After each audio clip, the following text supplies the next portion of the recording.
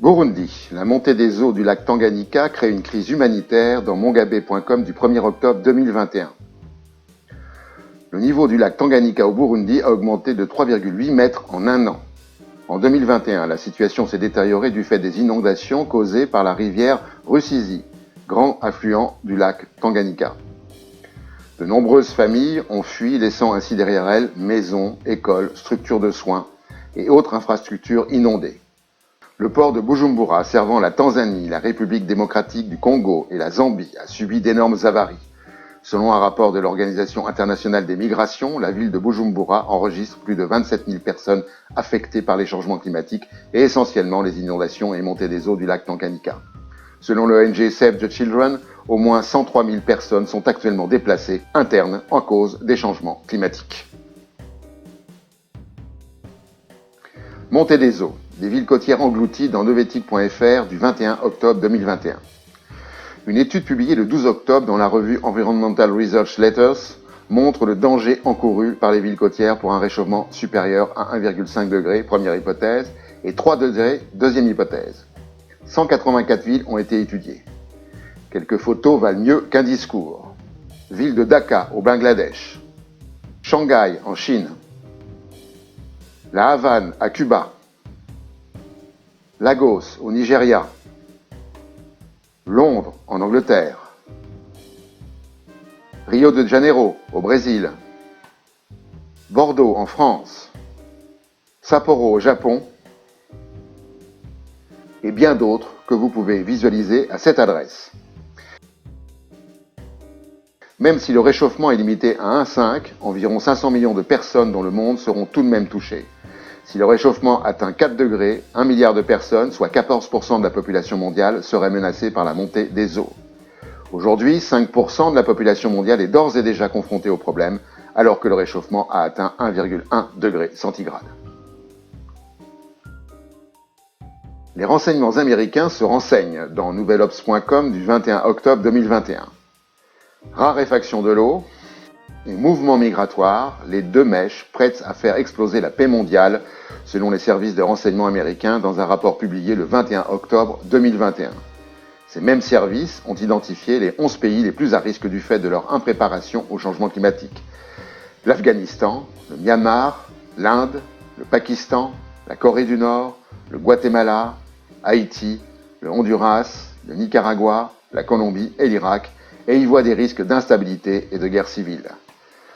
Le Pentagone alerte sur les problématiques liées à la montée des eaux qui pourraient affecter les bases américaines de l'île de Guam, dans l'archipel des îles Marshall et dans les Palaos, alors que les États-Unis s'appuient sur ces bases pour contrer la montée en puissance de la Chine dans la région Indo-Pacifique. L'Atlantique empoisonné dans Basta Media du 7 juillet 2021. Entre 1946 et 1982, à l'échelle internationale, 14 pays ont immergé des déchets radioactifs dans plus de 80 sites du Pacifique et de l'Atlantique. Des déchets liquides directement évacués, des déchets solides non conditionnés, des déchets emballés dans des fûts métalliques et incorporés dans du béton ou du bitume.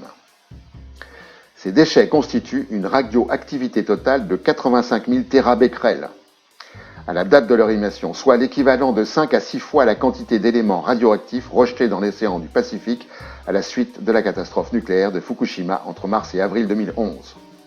La France, toujours aussi vertueuse, entre 1967 et 1969, a jeté 14 200 tonnes de déchets d'une activité de 350 térabecquerels et entre 1967 et 1975, 3 200 tonnes de déchets radioactifs issus de la recherche militaire en Polynésie française, à quelques kilomètres au large de l'atoll de Mururoa et de celui de Hao.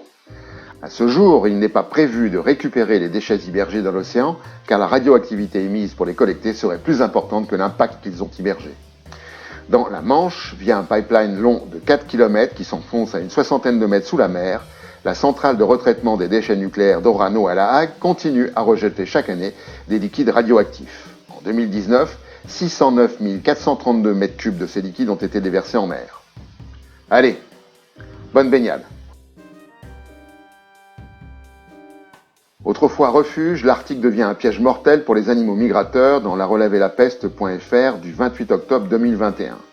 Une étude du 24 septembre 2021 montre qu'il y a désormais un décalage saisonnier qui empêche le migrateur d'arriver dans le nord au moment où les ressources sont disponibles. Le changement climatique avance ou retarde la période de floraison de certaines plantes et de facto l'émergence de certains insectes. Les rongeurs, par exemple, sont en déclin. Les campagnols et les lemmings, autrefois source principale de nourriture pour les renards en Arctique, ont aujourd'hui des difficultés à atteindre la nourriture présente sous la neige, qui a désormais tendance à geler avec la tombée des pluies. La modification des écosystèmes affecte également les animaux non migrateurs locaux qui doivent alors chercher d'autres manières de se nourrir, ayant recours au cannibalisme de façon exponentielle comme chez les ours polaires par exemple. S'ajoute à ces difficultés l'apparition de parasites et de pathogènes dans l'Arctique du fait de la montée des températures qui affectent notamment les oiseaux.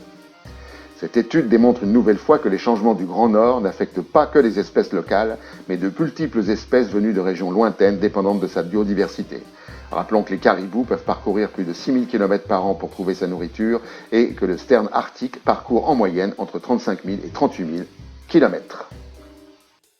Et pour finir, la connerie de la semaine.